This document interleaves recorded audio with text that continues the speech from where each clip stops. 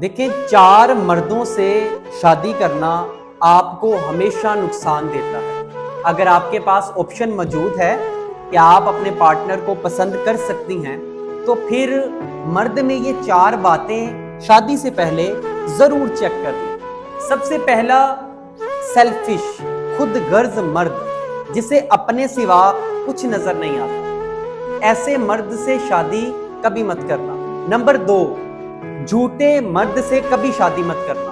وہ چاہے تمہاری جھوٹی تعریف کرتا ہو یا وہ اپنے روزمرہ کے معاملات میں جھوٹ بولتا ہو، ایسے مرد سے کبھی شادی مت کرنا۔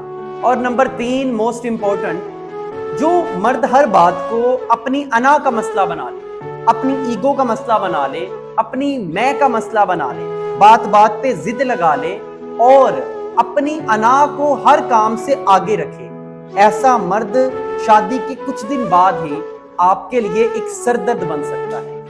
اور نمبر 4، یہ پوائنٹ اپنے مائنڈ میں یاد رکھیے گا، لکھ بھی لیں اس کو، وہ مرد جو کسی ایک رشتے کی بہت زیادہ سنتا ہو، وہ اس کی ماں ہو سکتی ہے، اس کا باپ ہو سکتا ہے، اس کے بھائی ہو سکتے ہیں، اس کی بہنیں ہو سکتی ہیں، یا اس کا کوئی ماموں یا چاچو ہو سکتا ہے جس کی وہ حد سے زیادہ سنے۔